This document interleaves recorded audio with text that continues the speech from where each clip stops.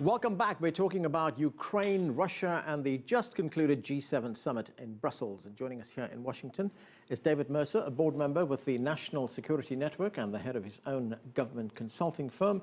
And from New York, the vice president for studies at the Carnegie Endowment for International Peace, Douglas Paal. Thanks to both of you for joining us. Douglas Paal, when we look at the president's European tour, it seems to be like yet another reassurance tour. Last month it was Asia, this month it's Europe. Is that what American foreign policy has come down to? The president going around telling the world that we've got your back? Well, unfortunately, that may be the case. The administration has followed its previous administrations down a path that leads to a very feckless approach to dealing with what the Russians call the near abroad, those states that are close to its borders. We don't have the ability, we don't have the money or the desire really to arm these states into NATO membership. On the other hand, we're not in a position to offer real resistance to Russian efforts to apply its influence and engage in some covert operations in those places, as in Ukraine. And so we're into a very unfortunate period. David Mercer, some Europeans think that the president is weak on foreign policy, that it's very vacillating in what he says. I want you to take a listen to what Lech Wałęsa, a former president of Poland, leader of the Solidarity movement and Nobel Prize laureate, this is what he had to say about U.S. foreign policy. Let's watch. In the past, the United States gave hope to the world. If anything happened, you could always count on help from the United States. But now the United States is leading in military terms, but it is a little weaker from the economic point of view. And in the moral and political sense, it is not a leader. The world is left without leadership, and old organizations such as the UN and NATO are not acting. There is no leadership. That is a very dangerous situation for the world. Scathing words there from Lech Wałęsa. Has the president articulated a clear, coherent foreign policy, a doctrine, if you will?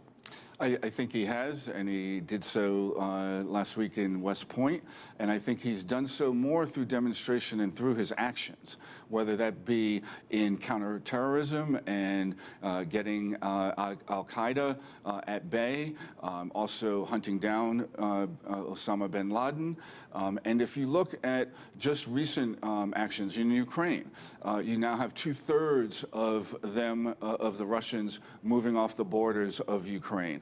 You have sanctions being instituted, which is through the leadership of President Obama, along with the European leadership. So you see a lot of action on his part to let speak for what his foreign policy is, and that is the deliverables to reducing risks and threats to U.S. and European and Asian and Middle Eastern, or if it's Africa, those risks associated with threats by others. And I think that makes for a stability that you can count on and you can stand on going forward. Douglas, do you buy that in practical terms the president has actually done a lot? No, I don't. I think the president does not have a strategic focus. He's responding to one thing after another, and in many ways he's still fighting the political battles of 2008 when he was trying to turn America around from the obviously unsuccessful approaches to Iraq and Afghanistan that the George W. Bush administration tried. There was nothing in that speech at West Point, for example, about Russia or China. If that was a strategic speech, you have to ask, since the breakthrough with China in the 1970s, the U.S. tried to have better relations with the Russians and the Chinese than they had with each other. The immediate aftermath of the Ukrainian episode is that Russia and China are growing closer economically, militarily, and in other respects. Right. I guess the point we should address here, David, is the president articulating a foreign policy, or is he responding to these crises that pop up all over the world? Well, to Doug's point, in reference to the wars, which we might have fumbled ourselves into, there were no weapons of mass destruction.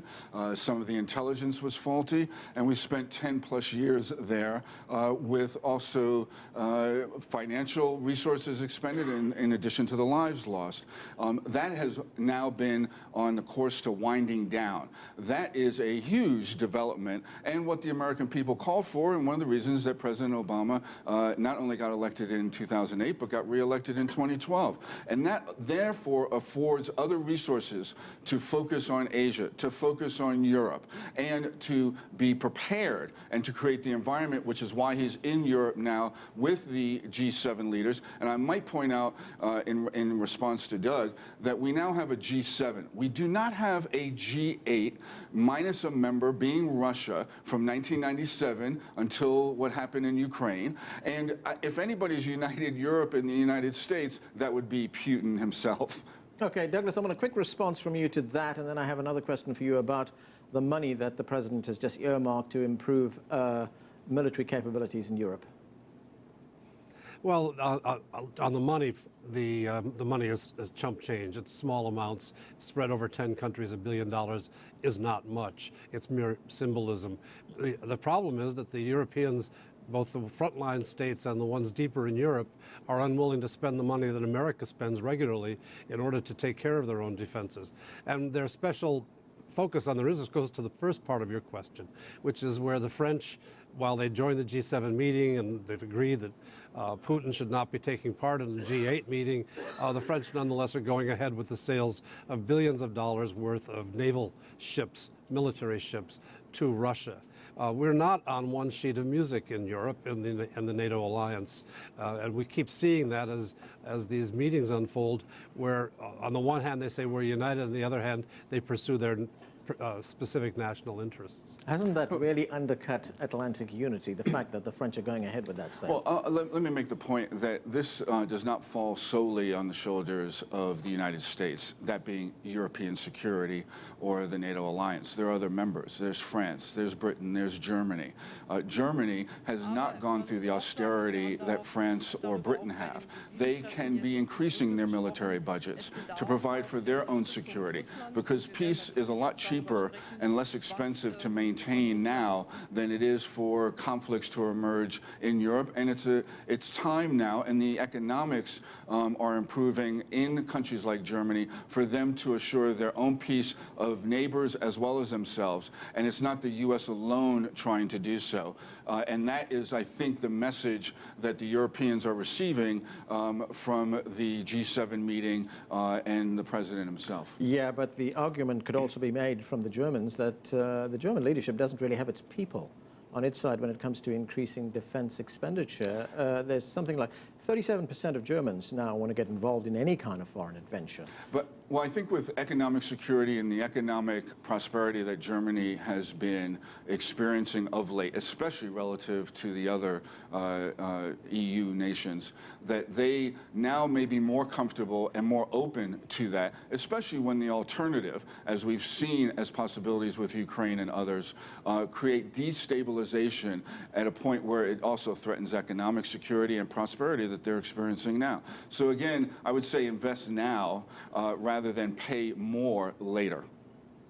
Okay, Douglas, I just want to go back to the money that we were talking about that President Obama says he's going to ask Congress for to beef up security in Europe, especially Eastern Europe. Let's take a listen to what the president said about that. We'll increase the number of American personnel, Army and Air Force units, continuously rotating through allied countries in Central and Eastern Europe. And we will be stepping up our partnerships with friends like Ukraine, Moldova, and Georgia as they provide for their own defense. I'm calling on Congress to approve up to $1 billion to support this effort, which will be a powerful demonstration of America's unshakable commitment to our NATO allies. There you go, Douglas, a powerful demonstration of America's unshakable commitment to NATO allies. Well, it's better than no commitment at all. The countries out there are rattled by what Putin has done. Putin's is like a wolf that's going out and picking the sheep off on the plains of Central Europe. They know that they could be next, and they want to see us demonstrate support. So the president's doing the minimum necessary. The problem is that I think we're really on the wrong policy approach, and it's not today's to turn around. It's something that should have been closely monitored from the top throughout this administration. What is the goal with Russia? Do we want them to be part of Europe, or do we want them to be separated from Europe? Putin has not been helpful. It's a difficult challenge for anybody, but the idea that we were in fomenting upsets in Ukraine for purposes of trying to move Ukraine to a more pro-Western position without taking into account Russian concerns about their security fed into Putin's own personal and regime desire to reassert itself in its near abroad. And we need to have people who can stand back and take a more Olympian view of this. People on the order of George Kennan, who argued against precisely the kinds of things that led up to this crisis with Russia. So, David, this is a bit of a balancing act for the president, isn't it? On the one hand, he wants to deal with Russia. On the other hand, he doesn't want to isolate Russia completely. I mean, he has said we are interested in good relations with Russia. And those relations, to a point, served our interests in Syria as it related to the chemical weapons. And that was a pivotal turning point in the policy to weaken, if not to hold President Assad back from the use of those chemical weapons. But again, Putin has other agenda items, and you got to manage those relationships.